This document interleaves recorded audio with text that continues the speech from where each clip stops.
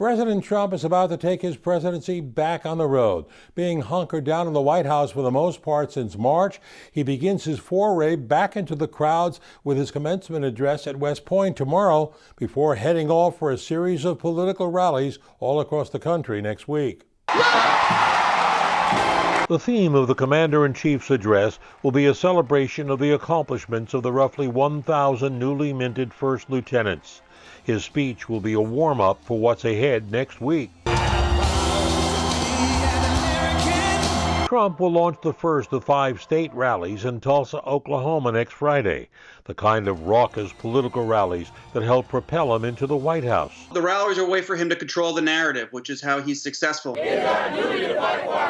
His visit to Tulsa has sparked protests and controversy. For one, it falls on June 19th, a day known as Juneteenth, which marks the end of slavery. It also comes against the backdrop of one of Tulsa's darkest days in history, the 1921 massacre of hundreds of blacks by a white mob. The White House is defending the president's visit. Oklahoma is a battleground state, and Trump is looking to energize his base after showing sharp declines in the polls.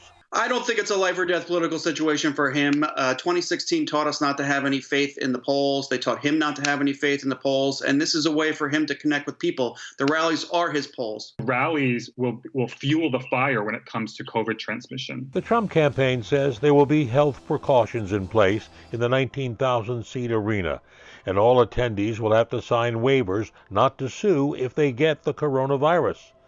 Even the Centers for Disease Control guidelines caution that large in-person gatherings present the highest risk.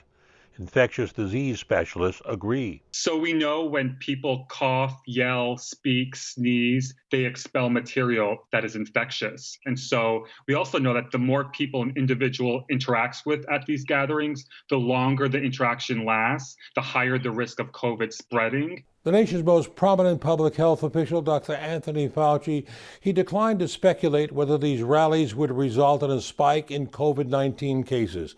But he did insist that organizers at least should insist on the social distancing and make sure that participants wear their face masks. Reporting from home, I'm Marvin Scott, Pix 11 News.